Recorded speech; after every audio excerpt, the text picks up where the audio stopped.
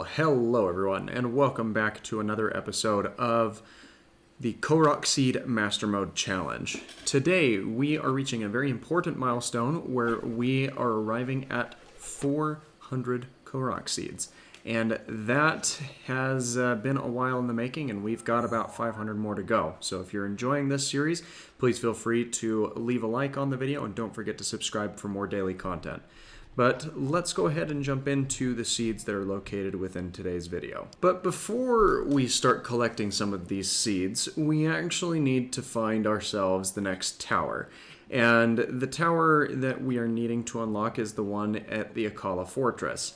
So this one is probably one of the most difficult fortresses or towers to get into because it is surrounded by flying guardians, a bunch of other hostile entities, as well as this calamity ooze that goes around the tower spire. But as you saw there, we were able to navigate up an arch fairly well and make our way to the top of the tower, where we then gain access to the section of the map that this unlocks, which is widely the coastal area over here. And there is the Akala Tech Lab up north that we could run over to, but we probably won't before we get the 900 Korok seeds, except to gather any that might be in the neighboring area.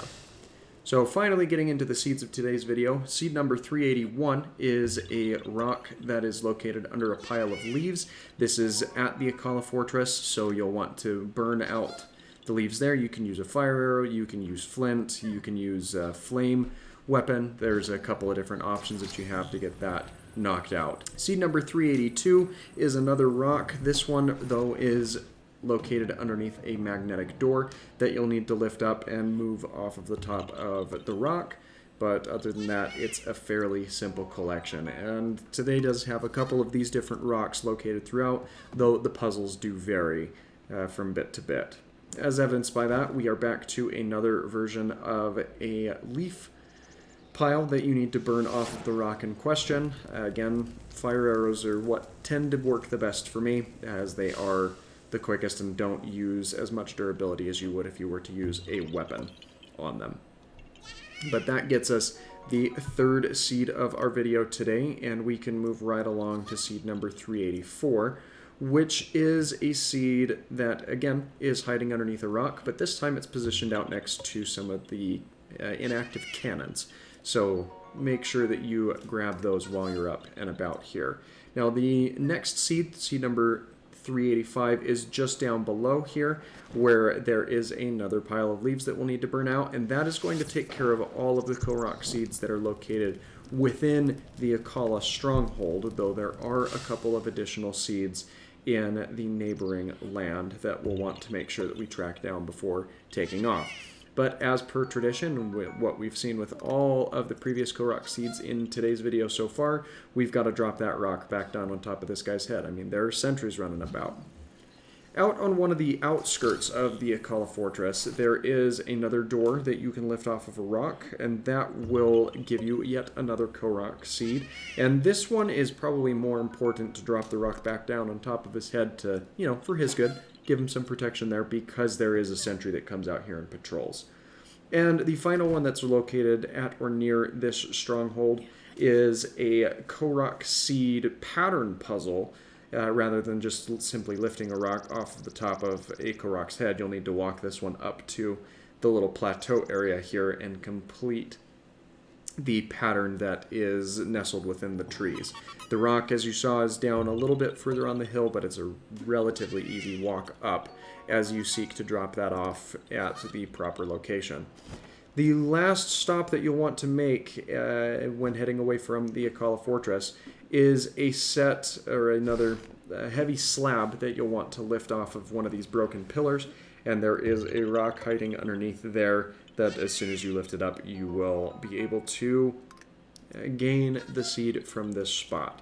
So we can now continue on to the most difficult seed that I have had to track down. And this is going to be a little bit of a longer segment, mainly because part of the challenge that I am trying with this series is I am attempting to not have to use anything related to the main story quest where possible. And that includes not defeating any of the divine beasts. Now, that's all well and good, except this particular flower puzzle requires that you climb on the face of a cliff to grab it. And the problem with that is until you defeat Varuta, everything near the Zora domain is rainy. And rainy and climbing is not a good combination by any sense of the word.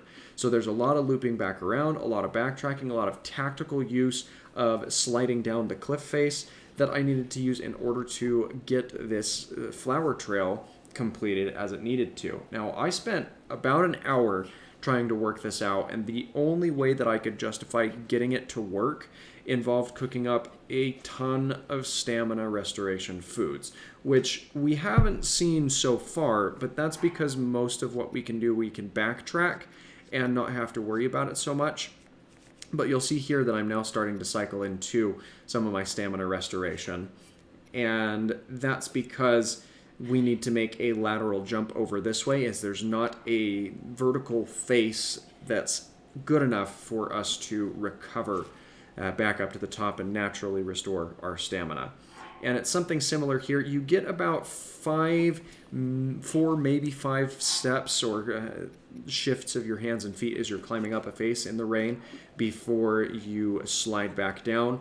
And the best strategy that I found here is actually to, anytime you can, anytime the face is inclined enough to the point where you can kind of sort of walk on it, get in 2 or 3 steps, exit out of the climbing animation, and then continue your proceeding. But that got us seed number 389, and unless you're trying to do this on similar type of challenge, I don't recommend climbing in the rain. But seed number 390 was a lot easier. Just down below that face that we were struggling on for about an hour, we are able to complete a fairly simple Korok pattern puzzle, similar to what we saw before, collect a seed from that spot, and then progress back up some less daunting cliffs to gain seed number 391, which is at a little outcrop pond that you need to chase some fairy lights around. Though, as long as you track the fairy lights sufficiently enough, you're not going to have any trouble with that. Seed number 392 is another rock that we need to lift off. And that was fairly simple once you actually get to it. It can be difficult to get to in the rain, but you can work your way around this a little bit easier than you could the previous. And that's the same type of story here for seed number 393. As it is on a lower section of ground that you can work your way over to pretty easily once you are up on a more high established ground. Seed number 394 is a nice break in the pattern that we've seen so far, as it's a magnesis block puzzle that will need to slide the cube from the structure on the left to the structure on the right. And thankfully, you don't need to get it exact because the way that this is angled, as long as you can fit it into that slot, the cube will autocorrect and claim that as being the puzzle sufficiently cleared. Seed number 395 is another rock that you've got to lift off of the Korok over here, and this is near the pond or the big lake where Varuta is housed, though you don't really have to worry too much about Varuta, all things considered. Over at Zora's domain, and we actually were able to make our way over here without encountering Prince Sidon, which was fun. There is 2 seeds, and one of them we were able to grab just here as it's at an easier part of the fountain to access. The other is up quite a bit higher, which I may have to double back on once I have more stamina restoration.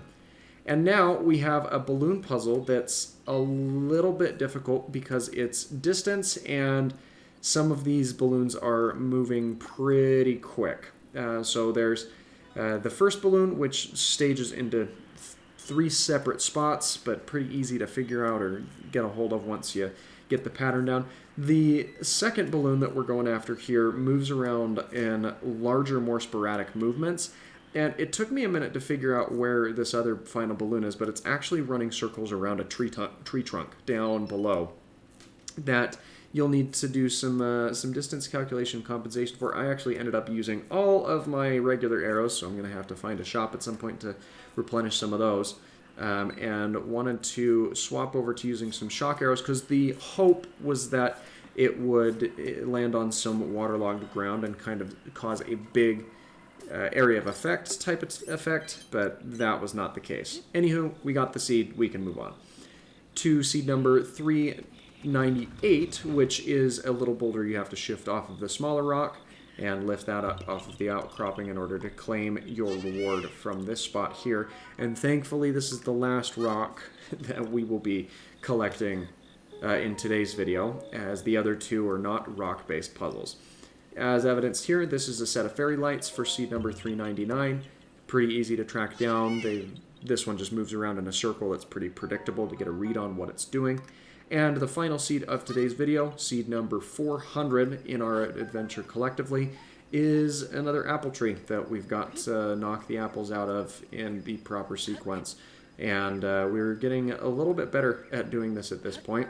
And that allows us to collect the final seed for today.